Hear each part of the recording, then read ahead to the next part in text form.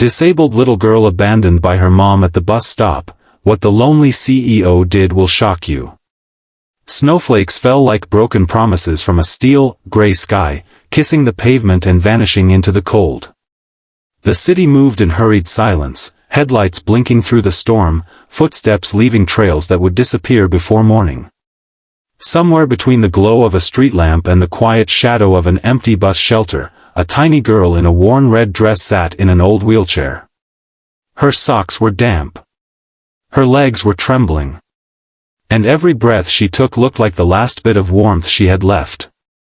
If you're someone who believes in kindness, second chances, and miracles that start in the most unexpected places, please take a moment to like, comment, share, and subscribe to this channel.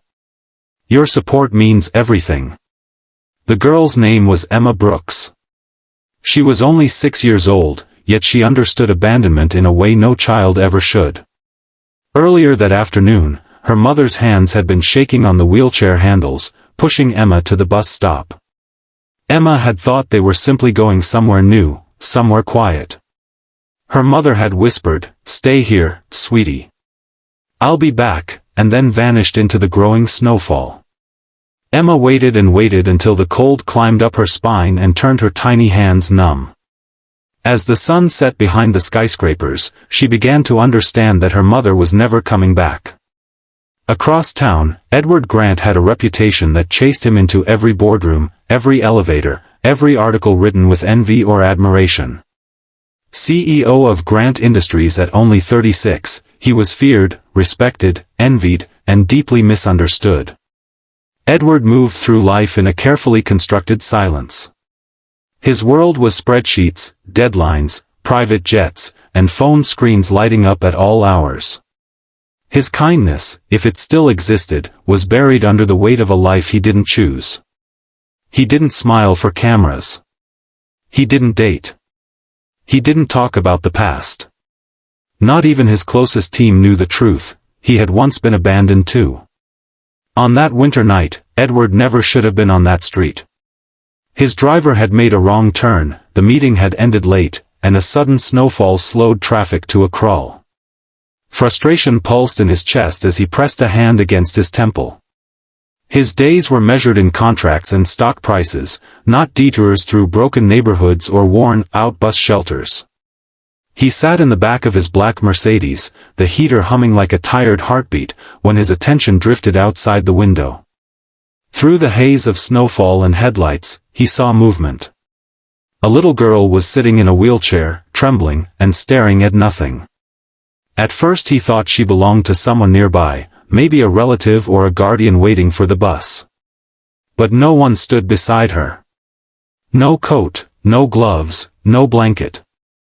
Only a thin red dress, frayed at the seams, clinging to a child who shouldn't be alone in weather like this. His instincts told him to ignore it, to keep driving, to pretend he didn't see. That was safer. Simpler. But something burned in his memory, a ghost from childhood, a small boy sitting alone on hospital steps while strangers passed him by. Edward blinked hard, opened the door, and stepped into the snow. It was colder than he expected. The wind bit through his wool coat. He walked slowly, his expensive shoes sinking into the white powder. He crouched in front of the child, and even though she didn't know his name or his story, Emma looked at him with a hope so fragile it felt alive. Her cheeks were red, her hands shaking, and her eyes wide in fear and confusion. She didn't cry. Most children would have. She just stared at him, like she was afraid that if she spoke, she might break whatever spell had brought him to her. Emma had been waiting for someone to come back for her. Edward had been waiting his whole life for a moment that would remind him of who he used to be. Neither expected what would happen next. He took off his coat and wrapped it around her shoulders. The fabric swallowed her tiny body, smelling like cologne and the faint scent of office paper. She sank into its warmth instinctively. He lifted her chin and asked if she was okay. She nodded because she didn't know how to say no. She didn't know how to tell him that her legs hadn't worked since the accident last year, or that her mother had started drinking to escape the guilt, or that every day since then had been a rumor of love rather than the real thing. Edward picked up the handles of her wheelchair and rolled her toward his car. People around them watched in confusion. Who was this man? Why had he stopped? Why had he turned back when most would have continued forward? He opened the passenger door, helping her inside. Snowflakes clung to her hair like glitter. She clutched a small stuffed toy that had lost an eye. Then the doors closed, shutting out the cold, the judgment, and the world. Emma didn't talk much on the ride. She stared at the bright lights outside the window until her eyelids drooped like heavy curtains. Edward told the driver to go straight to the hospital. He didn't care about the board meeting the next morning, the investors calling for updates, or the stack of proposals waiting for his approval. His mind was on the little girl in the seat next to him, whose breathing grew softer as exhaustion pulled her into sleep. For the first time in years, he wasn't CEO Edward Grant. He was just a man who remembered how it felt to be forgotten. At the hospital, Emma was wrapped in warm blankets while doctors checked her vitals. Her skin was dangerously cold. Her legs were thin, almost skeletal. Edward stood in the hallway, his heart beating like a storm. Nurses tried to gently ask questions. Was she his daughter? Did he know her family? Could he provide identification? Edward answered every question with the same simple truth. He had found her, alone, abandoned. They told him they would notify social services. That was protocol. That was how things were done. But Edward knew what that meant. He had been through the system once, and he had seen children slip through the cracks like rainwater down a drain. Cold nights were only the beginning. Emma woke up the next morning in a room that smelled like clean linen and lemon disinfectant. A plush teddy bear sat at the foot of her bed, new, with a shiny ribbon around its neck. Edward sat beside her, his elbows on his knees, his gaze fixed on the floor. He had stayed all night. He had cancelled everything. The nurses whispered behind the door, astonished that a man like him, a man whose name appeared in business magazines and financial news, was sitting there with unshaven cheeks and tired eyes. When Emma blinked awake, he raised his head. She looked scared. He looked like a man who had discovered a purpose he didn't choose. He cleared his throat and told her that she was safe. She didn't know the meaning of the word anymore. Safety died the moment her mother disappeared into the white blur of snow. She wanted to ask where her mother was, but her voice shook. She wanted to ask why she had been left behind, but she was afraid the answer would hurt more than the cold.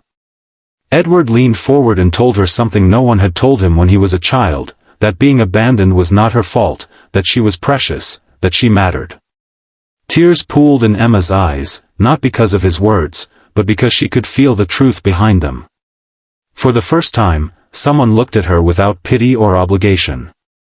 Social services arrived later that afternoon. They thanked Edward for his involvement and prepared paperwork. Emma would be placed in temporary foster care until things could be investigated. Edward listened with a clenched jaw. He couldn't let her disappear into the system, not after everything he had seen. When he asked if he could be her guardian, at least until her situation was resolved, the room fell quiet. The workers glanced at one another, unsure whether to laugh or to bow. This was Edward Grant. But his voice was steady, unwavering, full of the confidence that had built his company and the vulnerability that made his words painfully sincere. It took weeks of meetings, background checks, legal filings, and investigative visits before the process was complete. Edward handled it all with astonishing grace. His assistant, Allison, wondered if he had lost his mind. Investors whispered that something strange was happening. Newspapers speculated about his sudden shift in priorities. But Edward didn't care.